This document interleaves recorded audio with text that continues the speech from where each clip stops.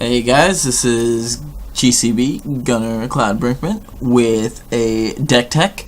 I am showing off Bant Heroic. This is a list that Tom Ross played to 7th place at 2 Star City Syracuse in the first week of April. And I'm going to run this through an 8-man, and I just thought I'd give you a rundown really fast of the deck and what it got with Dragon's Attack here. So as you can see, I am just adding, it pretty much has the same old blue-white shell, but we have added 4 new cards called Dramoka's Command. This card is very versatile. You can prevent all damage a target instant or sorcery spell would deal this turn. You can target player sacrifices an enchantment, put a +1/+1 counter on target creature, and target creature you control fights target creature you don't control.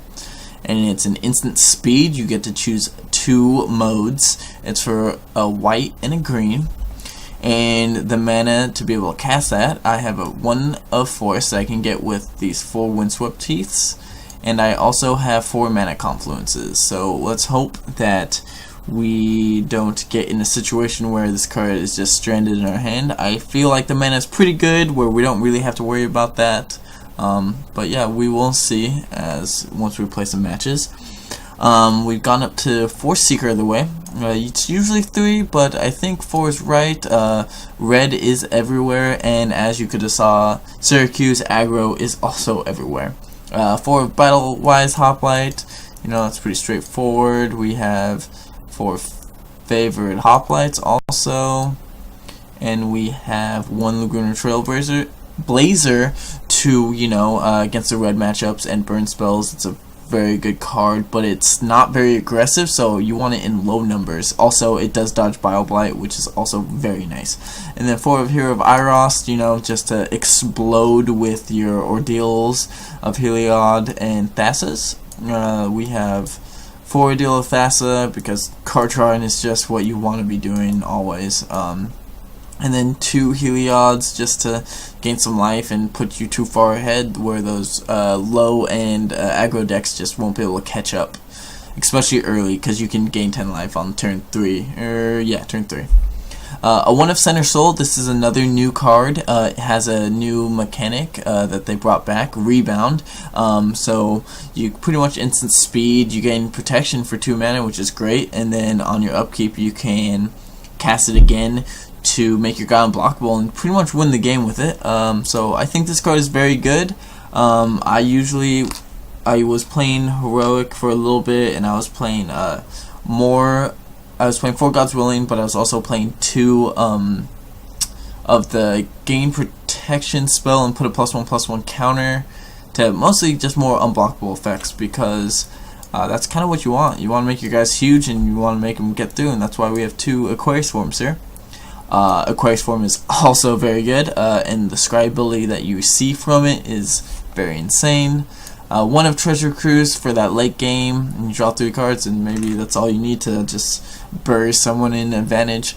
And then 4 Gods Willing. It's pretty straightforward. Protect your guys, get in damage, you get to scry, awesome. Defiant Strike makes your guys bigger and gets through damage, and you get to draw a card.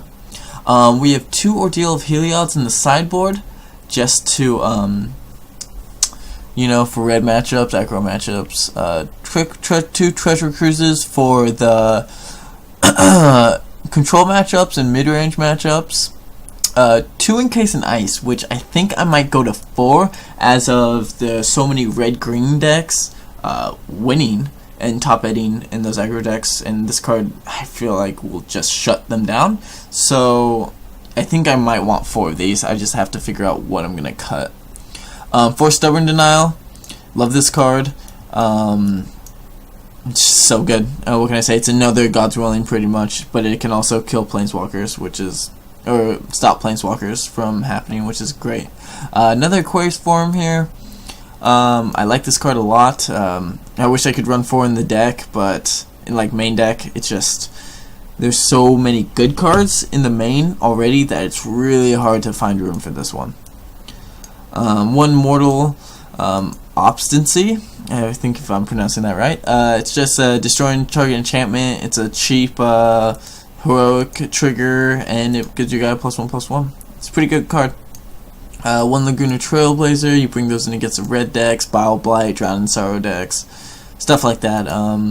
It's pretty straightforward, pretty good. Johnny's Presence, it's a 1-of, but also very good. 1 red, protection spell from pretty much destroy effects, so Murder's Cut, Hero's Downfall, etc. It doesn't protect from Bile Blight or Drown in Sorrow, but Johnny's Presence actually does protect from Drown in Sorrow, because if you cast it, then it will make your guy bigger than a 2/2 on all of our guys, no matter what, so in our deck. So yeah, it does protect from that, but not Bile Blight in some situations.